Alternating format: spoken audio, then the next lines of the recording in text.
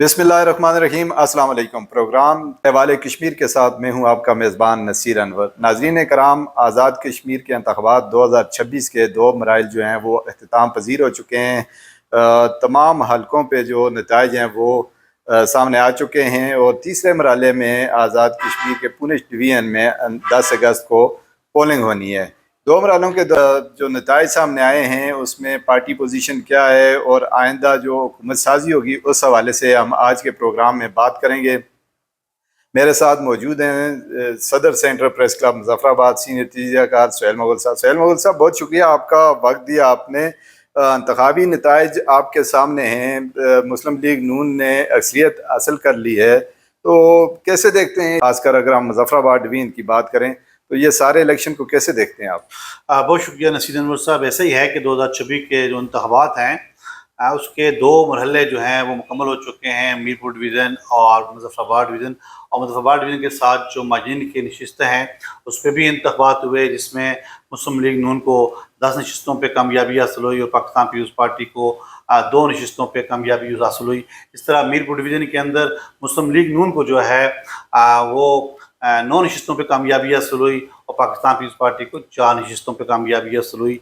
इस तरह अगर आप मुजफ्फराबाद डिवीज़न की बात ले लें तो मैं समझता हूँ मजमूई तौर पे मुस्लिम लीग नून जो है वो अब अकेले ही जो है वो हुकूमत बनाने की पोजीशन में आ चुकी है।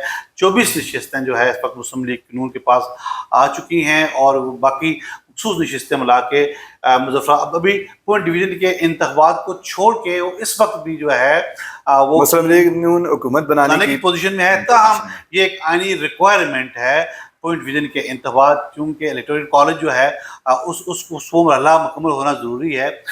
वो इसलिए ज़रूरी है कि अगर उस पुंछ डिवीज़न से कोई वज़ारत उज़्मा का उम्मीदवार है या सदर का उम्मीदवार है तो उसका जो है उसकी हक तलफी जो है मुतासर ना हो। ये जो है ये आइनी मामला है।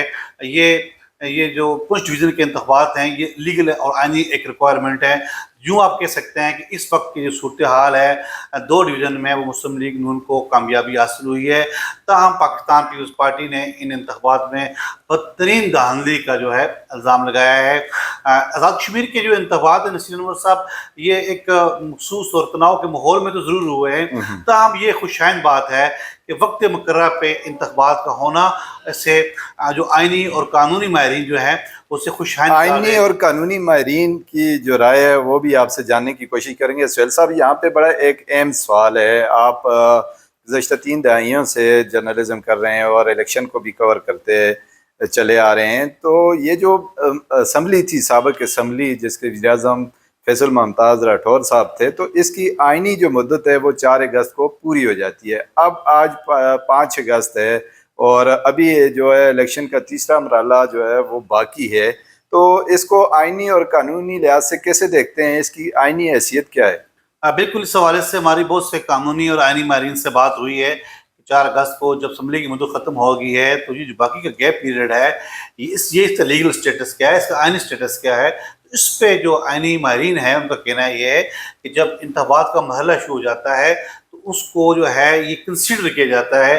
अगर कुछ दिन आगे चले जाते हैं तो 10 अगस्त को पूंछ डिवीज़न में इंतखाबात होने जा रहे हैं। ताहम इसका आगाज़ जो है वो 27 जुलाई को जो है वो कर दिया गया था।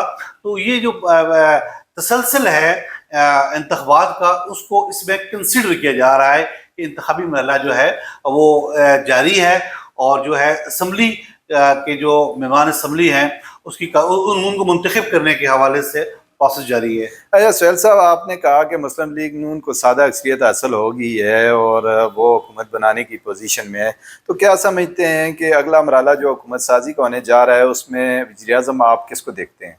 देखें 3-4 बड़े नाम हैं इस वक्त आज़ाद कश्मीर की सियासत में, बिलखुसूस मुस्लिम लीग नून के पास। एक तो ख्वाजा फ़ारूक अहमद ख़ान साहब हैं, शाह ग़ुलाम क़ादिर साहब हैं, मोहतरम तारिक फ़ारूक साहब हैं। इसके अलावा भी वो जिसको चाहे नामज़द कर सकते हैं। ताहम 3 बड़े नाम जो हैं इस वक्त वो जो है गर्दिश में हैं। इन 3 बड़ी शख्सियात में से कुराए फ़ाल किसी के नाम निकल सकता है। ताहम ये मुकम्मल मैंडेट मेरे ख्याल में मियां नवाज शरीफ साहब के पास है। अच्छा सुहेल साहब, इस जो मुजफ्फराबाद डिवीज़न के अंदर इलेक्शन हुए हैं इसमें बड़े अपसेट हुए हैं। मुजफ्फराबाद सिटी की जो सीट है इस पर अगर हम बात करें, बैरिस्टर इफ्तिखार गिलानी जो है उनको शिकस्त हुई है। इसी तरह جو حلقہ کوٹلہ کا الیکشن ہے وہاں پہ سردار تبارک صاحب جو آئی پی پی کے امیدوار تھے ان کا بڑے دعوے کیے جا رہے تھے کہ وہ آسانی سے سیٹ نکالنے میں کامیاب ہو جائیں گے، لیکن کل جب شام کو نتائج آنا شروع ہوئے تو ہم نے دیکھا کہ کبھی سردار تبارک صاحب آگے تھے، کبھی مسلم لیگ نون کی امیدوار جو ہیں محترمہ نورین عارف صاحبہ جیتنے کی پوزیشن میں تھی۔ تو پھر جب نتائج فائنل ہوئے تو محترمہ نورین عارف صاحبہ جن کو جو سیاسی حلقے ہیں وہ اس پوزیشن میں وہ نہیں سمجھتے تھے، تو یہاں پہ بھی اپسیٹ ہوا۔ تو کیا سمجھتے ہیں یہ خلاف توقع جو نتائج آئے ہیں اس میں عوام نے کچھ اپنے جو فیصلے ہیں جو جس طرح ماضی میں ہوتے رہے ہیں اس سے ہٹ کے نوجوانوں نے جو ووٹ کاسٹ کیے ہیں تو وہ کس بنیاد پہ ووٹ دیے ہیں لوگوں کو؟ دیکھیں نصیر احمد صاحب، یہ خلاف توقع نہیں ہے۔ دیکھیں پہلے مرحلے میں جب انتخابات ہوئے میرپور ڈویژن کے اندر تو سائیکالوجی کے اعتبار سے ان انتخابات کا اثر مظفر آباد ڈویژن میں پڑا، اور جب مظفر آباد ڈویژن کے انتخابات ہوئے تو التوا کا شکار ہو گئے کوٹلہ کے انتخابات۔ جب مظفر آباد ڈویژن سے رزلٹ سامنے آئے تو ظاہر ہے ایک لے مین جو عام کارکن ہے کسی بھی سیاسی جماعت کا ہو، یہ سمجھ رہا تھا کہ مسلم لیگ نون حکومت بنانے جا رہی ہے۔ تو میرے خیال میں یہ چیز جو ہے وہ گلے پڑی ہے سردار تبارک صاحب کے، جو انتخابات 2 دن تاخیر کا شکار ہوئے ہیں۔ وہ تاخیر جو ہے 2 دن کی وہ ان کو لے ڈوبی ہے۔ تاہم اگر یہ انتخابات مظفر آباد ڈویژن کے ساتھ ہوتے تو شاید نتائج مختلف ہوتے، کوٹلہ کے نتائج مختلف ہوتے۔ اور جہاں تک آپ نے بات کی شہری حلقے کی، تو شہری حلقے میں بھی بڑا اپسیٹ ہوا ہے۔ یہاں پہ بیسٹ آف تالیدانی مسلم لیگ نون کے بڑے مضبوط جو ہے وہ امیدوار تھے، اور یہ کہا جا رہا تھا کہ وہ کامیابی کے بعد جو ہے وہ وزارت عظمیٰ کے بھی امیدوار تھے۔ بالکل۔ تو میرے خیال میں ان کی شکست میں بہت سے ایلیمنٹ ہیں، بہت سے معاملات ہیں، ان کی شکست کو بہت سے حوالوں کے ساتھ تعبیر کیا جا رہا ہے۔ تاہم کبھی وقت ہوا تو اس پہ کبھی بات کھل کے کی جائے گی۔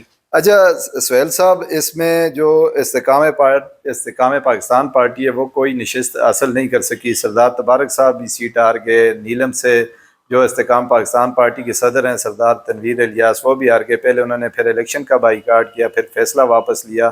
تو کیا دیکھتے ہیں اس کا مستقبل کیا ہے استحکام پاکستان پارٹی کا؟ دیکھیں یہ جو ہوا کی دوش پہ جماعتیں سامنے آتی ہیں ان کے نتائج جس طرح سامنے آتے ہیں نصیر انور صاحب کہ استحکام پاکستان پارٹی جو ہے وہ انتخابات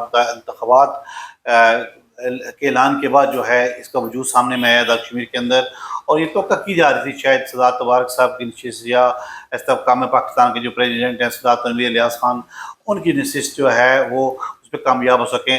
لیکن اب سیٹ ہوا ہے کہ سردار تنویر الیاس بہت بری طرح شکست سے جو 4 ہوئے ہیں، اسی طرح سردار تبارک جو ہیں وہ بھی کامیابی حاصل نہیں کر سکے۔ تاہم اب یہ شاید امید کی جا رہی ہے کہ جو ان کے بھائی نشست ہے سردار تنویر الیاس خان کی، وہ شاید اس نشست میں کامیاب ہو پائیں، لیکن لگتا نہیں ہے، اس لیے کہ آزاد کشمیر کے اندر جو سیاسی ماحول بن گیا ہے۔ اچھا سہیل صاحب، بڑا اہم سوال ہے آپ سے کہ 1985 سے لے کے 2021 تک کی اگر ہم سیاسی جائزہ لیں آزاد کشمیر کی جو سیاسی تاریخ ہے اس میں جو اسمبلی کی، اس میں مظفر آباد ڈویژن کی اگر ہم بات کریں تو کوئی نہ کوئی، چونکہ آزاد کشمیر کی سیاست میں برادریوں کا بڑا عمل دخل رہا ہے ہمیشہ سے، تو اب کی بار جو نتائج آئے ہیں وہاں سے جو ہے یہاں مظفر آباد ڈویژن سے جتنے بھی گجر برادری کے امیدوار تھے وہ اپنی سیٹیں جو ہیں وہ کھو چکے ہیں۔ لطیف اکبر صاحب جو قائم مقام صدر ہیں وہ بھی اپنی سیٹ جو ہے وہ ہار گئے ہیں۔ اسی طرح چودھری رشید صاحب لیپا سے ہار گئے ہیں، سردار تبارک صاحب کوٹلہ سے ہار گئے ہیں،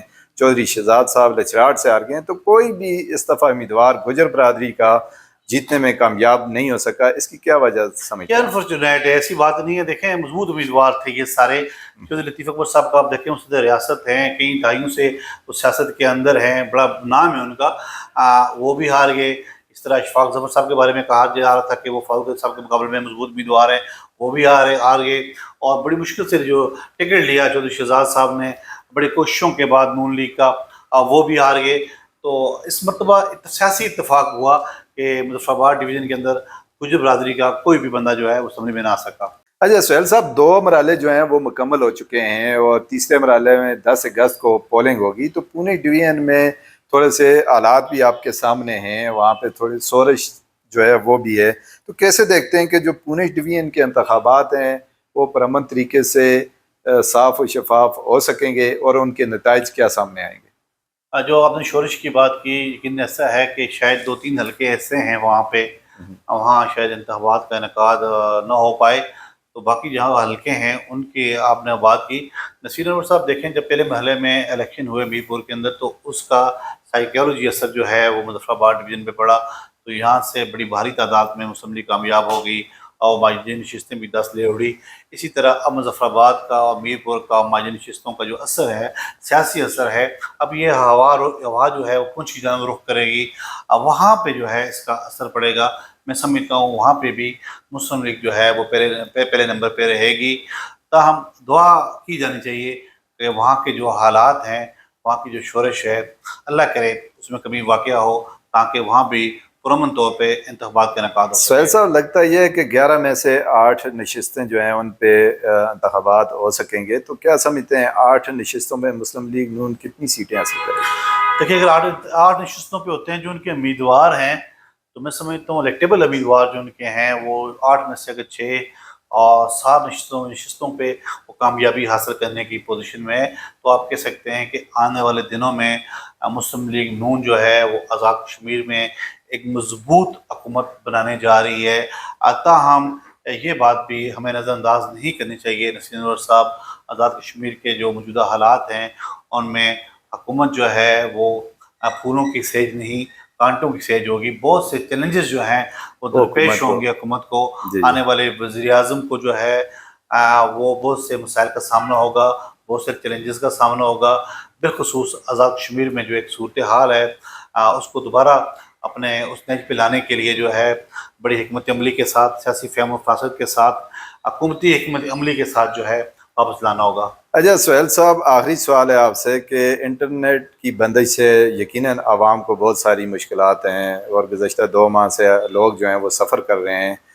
گزشتہ دنوں چیف الیکشن کمشنر جو ہیں انہوں نے انٹرنیٹ کے حوالے سے خوشخبری سنانے کا جو ہے عندیہ دیا تھا، تو کیا سمجھتے ہیں آنے والے 1-2 دنوں میں انٹرنیٹ کی سروس جو ہے وہ بحال ہو سکے گی؟ دیکھیں نصیر احمد صاحب، انٹرنیٹ کی ضرورت تو بلا شبہ ہر شخص کی ضرورت بن کے رہ گئی ہے۔